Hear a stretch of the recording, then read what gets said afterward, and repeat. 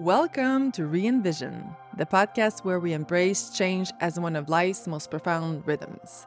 I'm your host, Bédard, and change is my playground. Curiosity is the signature vibe. Joy, love, magic, and freedom are the frequencies I move with. Courage is the embodied state, and duality is my jam. I love to reveal light and darkness, permanence and impermanence, equanimity and chaos, oneness and distinctiveness. Here we have full permission to be ourselves, to explore, to dream, to discover. We'll tap into the wisdom that has always been within as we navigate change with simplicity, lightness, and fluidity. Open to new understandings, new perspectives, and even greater potentialities. So whether you're seeking inspiration, empowerment, or simply a space to reflect and contemplate, you're in the right place. Let's get started.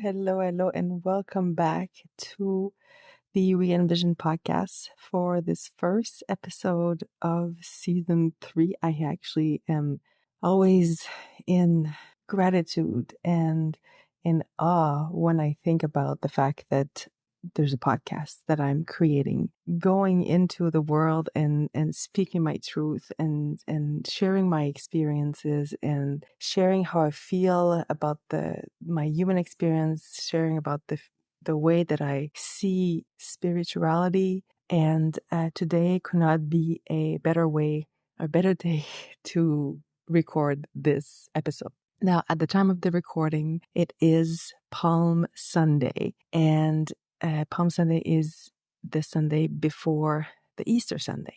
And whether you are a person that knows about it, that celebrates Easter or not, it doesn't matter. And for me, particularly, I have these time references just because of what happened 14 years ago. And there is a special time, there is a special season, I'm going to call it season, that comes back every year, that starts around Palm Sunday, and I'm going to tell you why, and that ends in Mother's Day. So it's a season for me that depends on the years, obviously, and because Easter moves from one year to the other.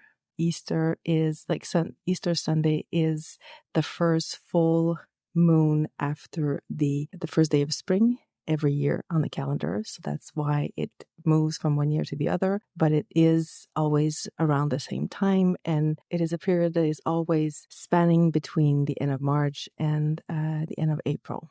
Now, the reason why I'm recording this today, it's because I have every year reminders of what was happening around a month before my mother passed away. And if you haven't listened to the podcast episode of season 1, episode 1, it's called She Gave Me Life Twice, I really, really urge you to pause this one and to go listen to that one, which was launched last fall. So every year around this time of year, I'm reminded that in 2010, obviously my mom passed away. She passed away on April 23rd. And a month before that, so I was back then. I actually came back from the Maldives. I had a contract in the Maldives as a scuba diving instructor and biologist. And I came back beginning of December 2009 to be with my mother because the cancer was back. Now, my current husband, who you've met through the last episode of season 2, was still in the Maldives, and his contract was supposed to end at the end of May.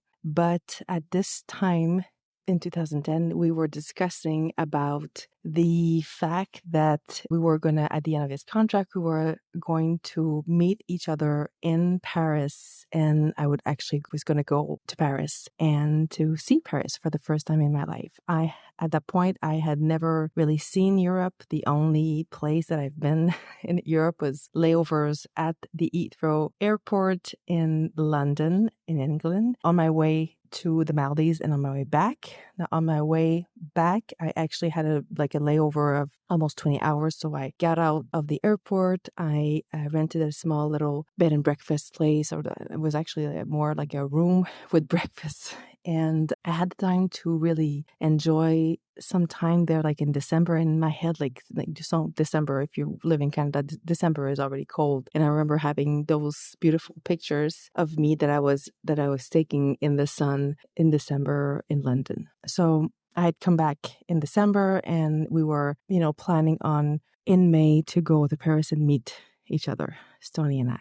And my mother always wanted to go to Paris and see the Eiffel Tower. And it's really, really something that she has had in her head all her life. And I was trying to convince her to do it, to not wait for her to be fully recovered, or, to not wait, basically. And by the time that she was considering it was too late. So in March 2010, she got hospitalized. She couldn't even get into so we already had a diagnosis that she was, that the cancer was everywhere in her body. So in her bones, in her liver, her lungs. So we knew at that point that there was nothing that was going to cure the cancer, because her breast cancer was metastasized throughout her body. But we did have the opportunity to enter, I say we, but she had the opportunity to enter a trial for palliative care. And we had a big discussion around this. So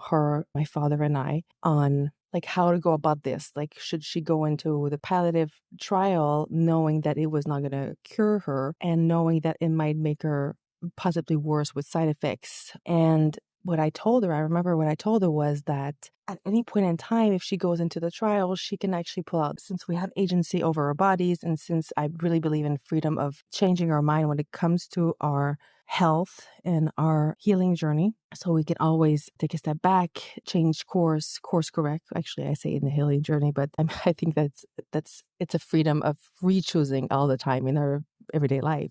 So I told her, I said that if you go into this, you can pull out at any time. And she was like, yes, but so what they were promising us with the palliative care was that she was going to live longer. So it could improve her quality of life or stabilize her enough so we can have more time, but knowing that it wasn't going to be curative. So what I was telling her was she can go into the palliative trial, see where that takes her, what kind of quality of life that she would get through that, and if she could be stabilized enough so we could go to Paris to have her dream come true. And one of the things that I actually told her was, if the quality of life that she would get through that trial was declining, and at any point she felt like she wouldn't want to continue, that even if I loved her more than anything in the world, I would never keep her at any cost. I would make my peace with the fact that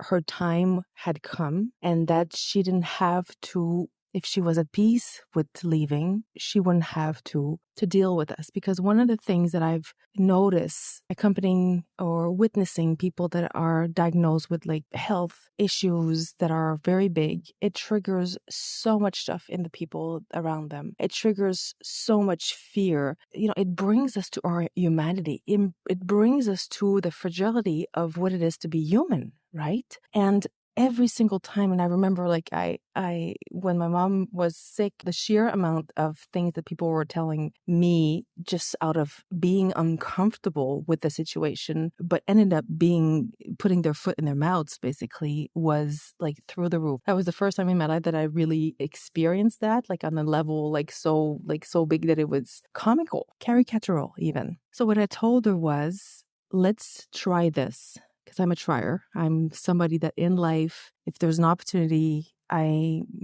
check the pros and cons. I ask questions to have my mind kind of grasp what are the risks. And then I just sink down into my body, into the experience of trusting and of faith to kind of like bring the two together and seeing beyond the probabilities. There's not only possibilities, but there is potentialities. So what I told her was, if you want to try this, we can try this and see where that takes you. And at any point in time, if you say no, no more, because she had suffered so much in the previous 2 years. I have witnessed so much pain and suffering, more than I can ever explain or share with you. But if you have gone through this, you will know what I'm talking about and how much it takes to stay in your power and to really lead the other person in their power without trying to take over control, without trying to fix things, without trying to overcompensate in counterfeit control for the fact there's very little that we can actually do, right?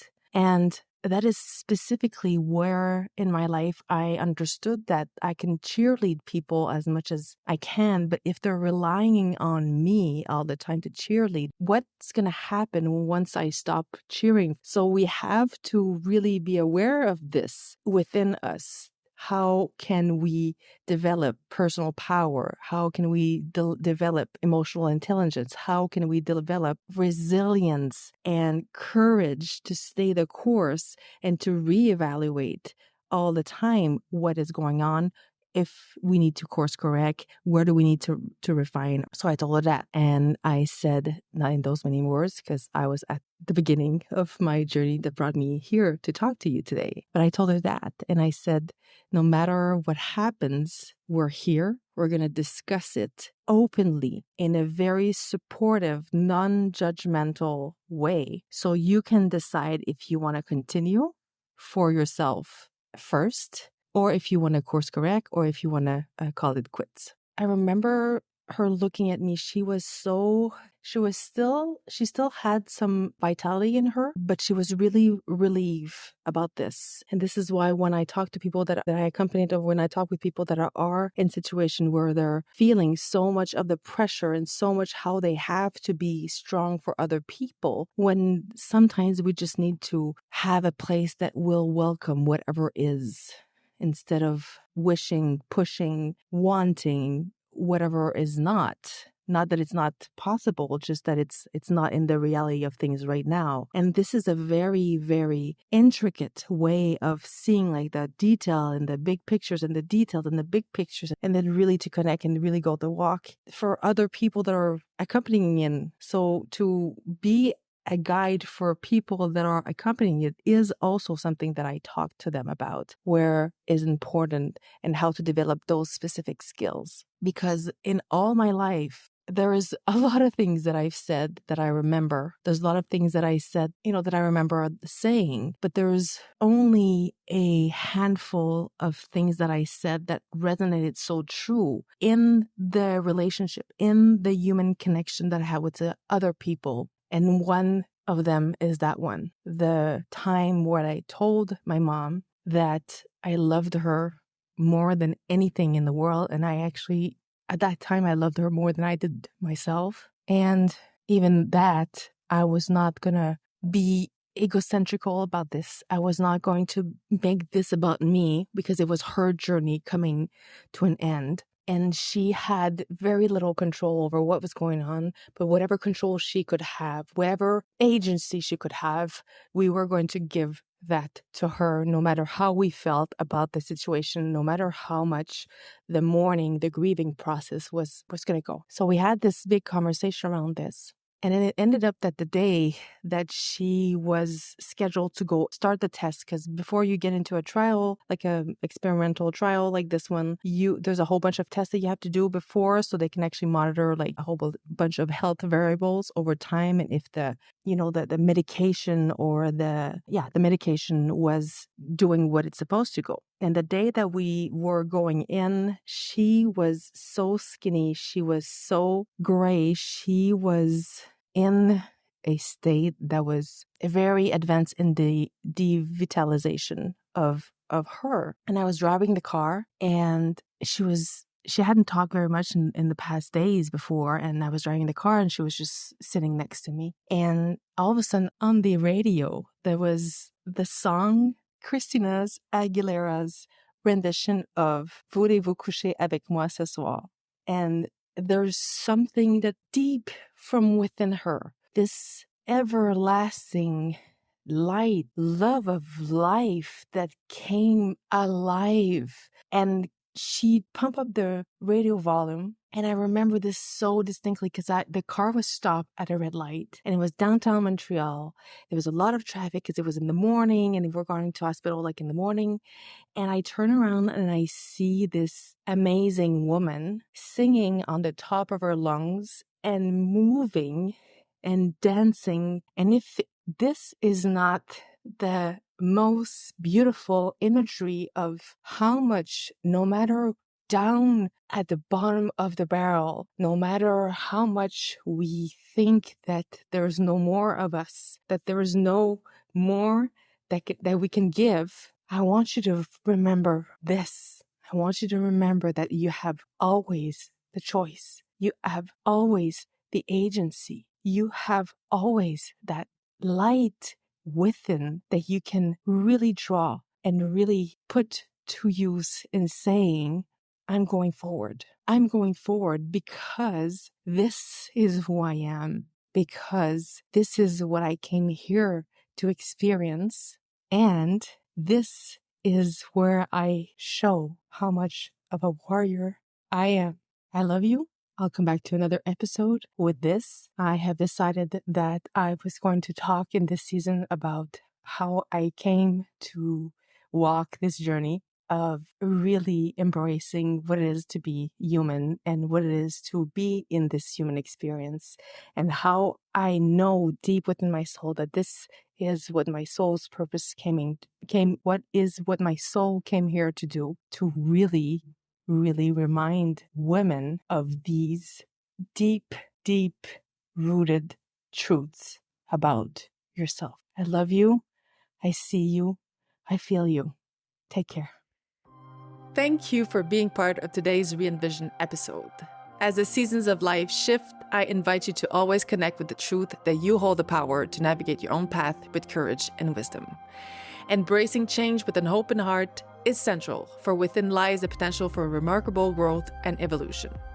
If you know someone who would benefit from this conversation, I'd be honored, truly honored, if you shared it with them and spread the love. If this podcast has resonated with you, please subscribe on your favorite platform, leave a heartfelt review, and share it in your network.